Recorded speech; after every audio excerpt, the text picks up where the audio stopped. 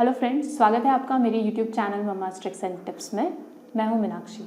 By profession मैं एक teacher हूं। मैं अपनी क्लासेस में 8th स्टैंडर्ड से लेकर TY तक के स्टूडेंट्स को पढ़ाती हूं। और अब तक के मेरे एक्सपीरियंस में मैंने एक चीज़ नोटिस की है कि आप किसी भी फील्ड में हो, आप जॉब कर रहे हो, बिजनेस कर रहे हो, कुछ भी कर रहे हो, मैथ्स आपके लिए सबसे ज़्यादा इंपॉर्टेंट है।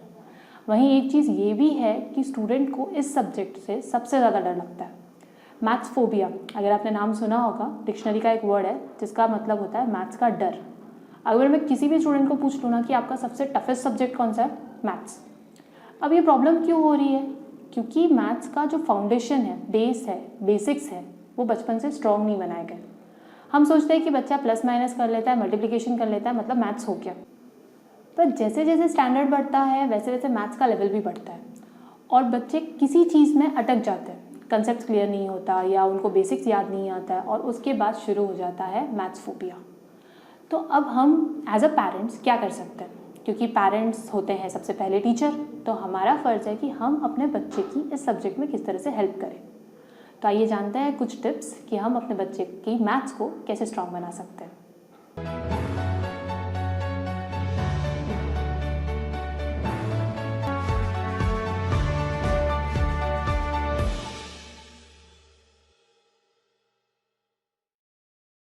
तो सबसे पहला टिप है प्रैक्टिस। अब एक चीज़ तो आपको भी पता है कि मैथ्स कोई थ्योरी सब्जेक्ट तो है नहीं जो आपका बाय हार्ट करके हो गया तो काम चल जाएगा। मोस्टली बच्चे करते हैं, मैथ्स को बाय हार्ट करने की कोशिश करते हैं। तो आपको क्या करवाना है, डेली 15 मिनट्स 5 सम्स। अभी से बच्चों को प्रैक्टिस की आदत डालनी है कि आपको हमेशा 15 मिनट के लिए मैथ्स करना ही है और 5 सम्स करने हैं। धीरे धीरे स्टैंडर्ड के हिसाब से उनका टाइम और सम्स इंक्रीज कर सकते हैं, लेकिन अगर उनको प्रैक्टिस की आदत पड़ी ना तो मैथ्स कभी भी उनके लिए टफ सब्जेक्ट नहीं होगा। तो सबसे पहला टिप आपको करना है, उनकी प्रैक्टिस की आदत करवानी है। सेकेंड टिप है प्रैक्टिकल एग्जाम्पल्स। अब बच्चों को प्रॉब्लम कहाँ से होती है? जब उनको 3rd या 4th स्टैंडर्ड में वर्ड प्रॉब्लम्स आना शुरू होते हैं। वर्ड प्रॉब्लम्स मतलब कोई सिचुएशन दी रहती है और बच्चों को पूछा रहता है कि इसमें आपको प्लस करना है, माइनस करना है या क्या करना है। तो प्रैक्टिकल एग्जाम्पल्स देकर आप क्या कर सकते हो, उन वर्ड प्रॉब्लम्स को कन्वर्ट कर सकते हो, उनके लिए ईजी बना सकते हो। मेरी एक स्टूडेंट है ज़ैनब, जिसको बचपन में मैथ्स में बहुत प्रॉब्लम हो रही थी, लेकिन 10th में वो सबसे स्कॉलर स्टूडेंट्स में थी। तो हम उसी से जानते हैं कि किस तरह से उसके पेरेंट्स ने ये चीज़ जो उसकी मैथ्स की प्रॉब्लम थी किस तरह से सॉल्व की। जैसे छोटे बच्चों को प्रॉब्लम होती है मैथ्स में, तो मुझे भी हुई थी वो प्रॉब्लम। तो उसमें जो बेसिक चीज़ था, एडिशन सब्ट्रैक्शन, उसमें मुझे प्रॉब्लम नहीं हुआ। मुझे जो प्रॉब्लम होता था वर्ड प्रॉब्लम्स में। उसमें वर्ड प्रॉब्लम्स में क्या होता है कि स्टेटमेंट समझो, उसको पढ़ो और आंसर ढूंढो। तो जो बेसिक स्टेप था समझने का, वही मुझे नहीं आता था, जिसकी वजह से मेरे जो मार्क्स थे वो भी कम होते थे। तो मेरे पापा ने वो देखा कि मुझे वो नहीं आता है, तो फिर उन्होंने मुझे वो पढ़ाना स्टार्ट किया। तो तब 3rd 4th में कैसे होते हैं कि एक एग्जाम्पल के तौर पे संजना के पास 10 चॉकलेट है और उसने सूरज को 3 दे दी, तो उसके पास में कितनी चॉकलेट बची? तो ये जो चीज़ था वो मुझे नहीं आता था। तो पापा क्या करते थे कि मुझे उन्होंने 10 चॉकलेट एग्जाम्पल, तो वो मुझे 10 चॉकलेट देते थे और बोलते तुम तुम्हारी दादी को 3 देकर आओ और फिर तुम काउंट करो तुम्हारे हाथ में कितनी चॉकलेट्स है। तो फिर मैं काउंट करती थी तो मुझे समझ में आता था कि हाँ, मैं फिर वो जो ओरिजिनल क्वेश्चन है उससे रिलेट कर पाती थी। तो वो पापा अपने जो टेक्सचुअल वर्ड्स है वो नहीं यूज़ करते थे, अपने वर्ड प्रॉब्लम्स बनाकर मुझे देते थे। फिर मुझे उसमें बराबर आ जाए, फिर मुझे वो टेक्स्ट बुक में ले जाते थे कि इसमें ये सॉल्व करो। लाइक नॉर्मल चॉकलेट से नहीं, हम कभी कुछ अलग चीज़ कुछ भी दे देते थे। फिर कभी कभी एडिशन के लिए तो मुझे देते कि 5 पेंसिल तुम्हारे पास है और अब दादी से और 5 पेंसिल मांग कर लाओ। तो फिर मैं और मांगती थी तुम्हारे पास टोटल कितनी हुई, तो मैं कहती 10। तो ये सब चीज़ें जो थी, जो मुझसे कराते वो प्रैक्टिकली कराते थे, वो उसकी वजह से मेरा जो वर्ड प्रॉब्लम का जो इशू था वो क्लियर हो गया। तो जो 3rd टिप है वो है फॉर्मूला बुक। बचपन से जैसे जैसे मैथ्स के बेसिक्स आते जाते हैं ना, आप बच्चों के लिए एक अलग से 200 पेज की नोटबुक बना के रखिए और जो भी मैथ्स के बेसिक है ना उसमें राइट डाउन करते जाइए, क्योंकि हर स्टैंडर्ड के साथ मैथ्स पढ़ता है लेकिन बेसिक्स वही रहते हैं। तो आपको अगर बेसिक्स अलग से नोटबुक में लिखे रहेंगे ना तो आप रिवाइज कर सकते हो। तो एक फॉर्मूला बुक वाला कंसेप्ट बहुत काम आता है। मैं अपने स्टूडेंट्स को भी अकाउंट्स में बनवाती हूँ कि एग्जाम के टाइम पे आपको सिर्फ इतना सा रिवाइज करके जाना है। तो मैथ्स के लिए भी अभी से फॉर्मूला बुक बनवा लीजिए। जो चौथा टिप है वो है मेंटल मैथ्स। अब आपने एबिकस के बारे में सुना होगा, वैदिक मैथ्स के बारे में सुना होगा, लेकिन मेंटल मैथ्स है ना उससे भी कई पुराना है। मेंटल यानी दिमाग से काम लेना। अब इसमें आपको क्या करना है ना, बच्चों को अपनी लैंग्वेज में कोई भी सिचुएशन दीजिए। अगर सपोज बच्चे छोटे हैं, उनको इंग्लिश नहीं आती, या एज अ पेरेंट्स आपको वो लैंग्वेज नहीं आती है, कोई प्रॉब्लम नहीं है, क्योंकि मैथ्स है ना लैंग्वेज बैरियर क्रिएट नहीं करता है। मैथ्स दिमाग से काम करता है। तो आपको क्या करना है, जैसे मेरा बच्चा है 6 साल का, तो मैं उसको सिचुएशन देती हूँ कि अगर आपने 10 रुपीज़ में कोई चॉकलेट परचेस की और उसको 8 रुपीज़ में सोल्ड कर दिया, तो आपका प्रॉफिट हो रहा है या नुकसान। तो वो मुझे बताता है कि 10 रुपीज़ होते हैं ज़्यादा, यानी हमने ज़्यादा में परचेस किया, और 8 रुपीज़ कम होते हैं, हमने कम में सोल्ड किया, यानी कि 2 रुपीज़ का नुकसान हो रहा है।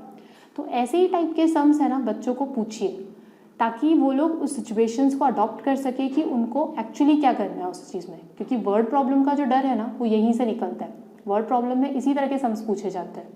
तो उनको प्लस करना है, माइनस करना है, मल्टीप्लिकेशन करना है, ये चीज़ें अभी क्लियर हो जाएगी। जो 5वां टिप है वो है एक्सपोजर।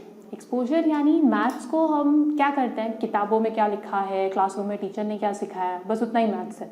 तो बच्चे इन सब से ना बोर हो जाते हैं कि आपको बुक और पेन लेके बैठना है, वर्ड प्रॉब्लम में बस दिमाग लगाना है, फिर कुछ नहीं समझता। तो अब आपको क्या करना है, मैथ्स को है ना सिर्फ किताबों तक या क्लासरूम तक सीमित मत रखिए। मैथ्स को उनकी डे टू डे लाइफ में क्या यूज़ होता है ना, वो बताइए। जैसे अगर उन्हें चॉकलेट परचेस करनी है, कुछ भी परचेस करना है, उन्हें खुद करने दीजिए। आप उन्हें पैसे दीजिए, शॉपकीपर के पास वो खुद जाएंगे, परचेस करेंगे, और ये भी चेक करेंगे कि उनको छुट्टे पैसे उतने मिले हैं या नहीं मिले। जैसे एग्जाम्पल के लिए श्लोक को हम लोग पार्क में लेके जाते हैं, उसको राइड्स में बैठना होता है, वो खुद सेलेक्ट कर रहा है कौन सी राइड में बैठना है। हम उसको पैसे देते हैं, वो खुद जाता है टिकट काउंटर तक, परचेस करता है टिकट, चेक करता है कि छुट्टे पैसे उसको बराबर मिले हैं या नहीं मिले। तो इससे क्या होता है ना कि बच्चों को इंटरेस्ट तब आता है जब उनको ये पता चलता है कि प्रैक्टिकली उस चीज़ का यूज़ क्या है। हम क्या करते हैं, सब्जेक्ट को बस किताबों में है, रटो लिखो ख़त्म। हम उनको प्रैक्टिकल लाइफ में लाने ही नहीं देते उन चीज़ों को। तो ये चीज़ें आपको उनको डे टू डे लाइफ में बतानी है कि कहाँ से ये मैथ्स यूज़ हो रहा है आपको। जैसे कि ज्योमेट्री है, मोस्टली बच्चों को ज्योमेट्री बहुत टफ पड़ता है। तो ज्योमेट्री में जो फिगर्स होते हैं, जो ट्रायंगल्स होते हैं, आप उनको बता सकते हो ना कि अगर बिल्डिंग है तो उसका शेप क्या है, या अगर आपके घर के कोई बर्तन है या डिब्बा है तो उनके शेप्स क्या है। तो ये सारी चीज़ों से उनको ज्योमेट्री में भी बहुत हेल्प होगी। अब बच्चों को ना एक्टिविटी बचपन से पसंद होती है, तो आप ज्योमेट्री कैसे सिखा सकते हो उनको। मैंने अभी आपको बोला था कि बुक्स के बाहर लेकर जाओ मैथ्स को। तो उनका जो रूम है उसका एरिया निकालने के लिए बोल दीजिए। स्क्वायर का एरिया है या रेक्टेंगल शेप का जो भी रूम है, लेंथ इंटू ब्रेथ होता है, तो उनको मेजरमेंट टेप दीजिए, लेंथ नापने के लिए बोलिए, ब्रेथ नापने के लिए बोलिए, और उनको ये पता चलेगा कि उनका रूम का एरिया कितना है। वैसे ही अगर आपके घर में फिश टैंक है तो उस फिश टैंक में पानी कितना आता है उसको बोलते हैं वॉल्यूम। तो उनको वॉल्यूम का फॉर्मूला दीजिए और फाइंड करने के लिए बोलिए कि एक्चुअली में इतना लीटर पानी आ रहा है या नहीं आ रहा है।